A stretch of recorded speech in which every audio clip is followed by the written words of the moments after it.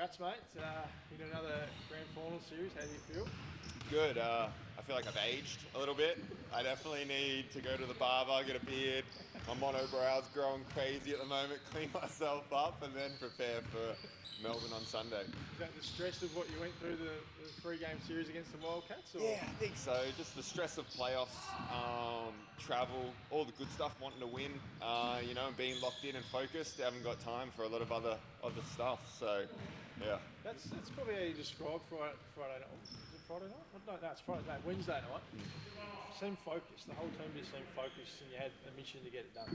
Yeah, definitely. I mean, I think the biggest thing there's a lot of talk about the Jack Jumpers way, and for me, we just love coming into work every day. We love hanging out. We love enjoying each other's company. And 10 minutes before the game, we're talking about how we don't want this thing to be over because we enjoy hanging out. We're having laughs in the locker room. We enjoy traveling together. It's just fun. And so that focus comes in from a desire for us to not be done. We want to keep hanging out.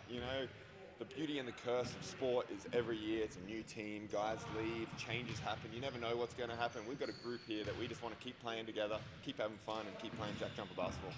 Was that as good at when the Jack Jumpers had had, considering everything that was rated on that? Yeah. The margin that ended up being and how well we played? Yeah, I mean, at this point in the season, every win, you'll take it how you want it, but we definitely felt like that was Jack Jumper basketball, everyone doing their thing. Milton Doyle's amazing, well coached, scout and game plan, and so it all came together in a hostile environment, and we got the job done. I think you'll keep things as normal as you possibly can, but grand final week's always a little bit different. Getting a haircut and you sponsor things and all those little things that add in. It's a different feeling, isn't it? How do you sort of make sure that you do keep things as normal as possible this week? Well, I think, to be honest, the turnaround's so quick that it's not a lot going on. I mean, we got in last night at 11 p.m.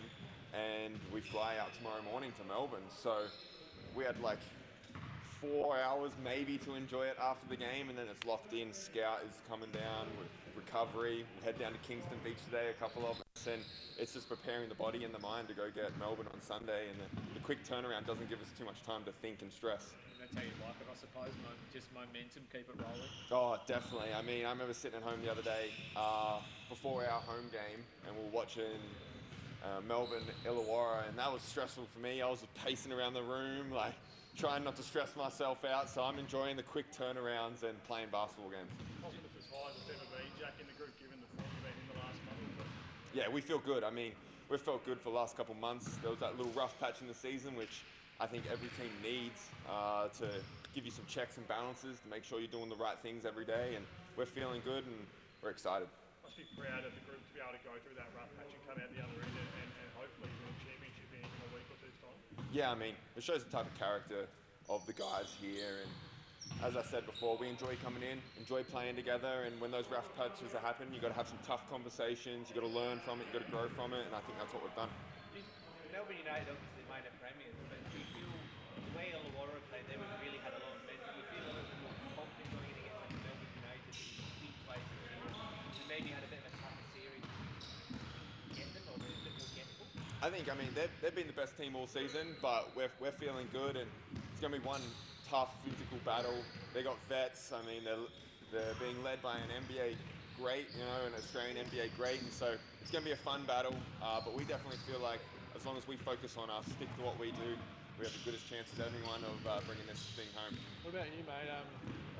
People had some nice things to say about you lately. Brian Gorgian was talking up for potentially Boomers stuff on the radio yesterday.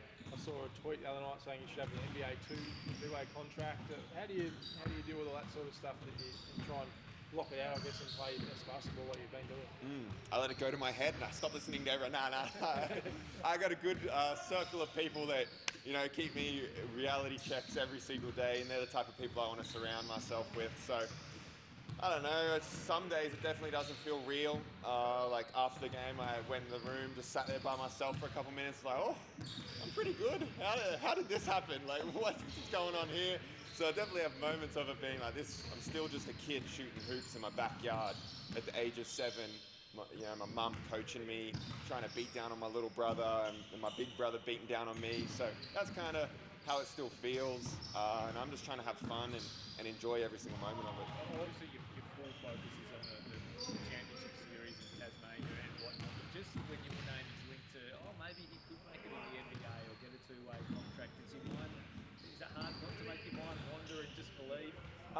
what could possibly be? Yeah, I mean, sometimes like, every kid can dream, but for me, it's just focusing on now, being where my feet are, enjoying the moment. I mean, I wouldn't change anything, so I wouldn't change anything on my past journey or where I currently am. I'm just having a good time, enjoying the challenges, enjoying it all, and that's where my focus is. Coach says he sees you as a jack jumper for life. He's like 3 years on, and I said to him this morning, like, 2 grand final series, a semi-final series, like moving here the best thing you've ever done for your career, I suppose. Yeah, I mean, definitely. I mean, there's a reason I bought a house in Kingston. I enjoy it down here. The steps that I've made has been a large part to the great people around me, the coaches I've lent on, and yeah, definitely, it's definitely been the best decision career-wise that I've ever made for sure. Have your own form be so good and coincide with the team, mate? Does that make it even more special to be in such good form when the team's playing well too? Yeah, I mean, if it doesn't matter how well you're playing individually, if you're losing, it's irrelevant. And then you always got to ask questions. What can I do better? Whether it's off-court behaviour, on-court behaviour, the way you're going about your daily processes. And so, you know, if I go out there and score 0 points in that first game and we get a win, I'm happy, I'm cheering. I know Milt's going crazy, JC's doing his thing. So, you know, we're all in a system right now where we're helping each other perform and do our thing. And so, yeah, it's the only thing, especially at this time of year, that matters is winning those games. Boys do that. Marcus back in the lineup against in that game through. Yeah, definitely. I mean, he's bringing that athleticism, catching lobs, dunking the ball, doing what he does, and he's just a great guy. He couldn't be on the bench, you know, all those little interactions that you miss, that you have your rituals at this point in the season, so we missed that, and it was good to have him back out there. How important Sean McVeigh been in the last 2 wins, in particular, the job he did on Bryce Cotton, and then the other night as well, getting it done on both ends of the floor, to watch him improve over the past couple of years and then step up in playoffs, it must be massive. Oh, definitely. I mean, he's an incredible dude. He's a beast. We call Jared Bairstow the Terminator, but you know, Sean McDonald's the mini Terminator. He's always the first one on the floor. He never complains, never gets sore. I don't know, he's built with a little something different, and he's going out there and then showing the rest of Australia what he's capable of.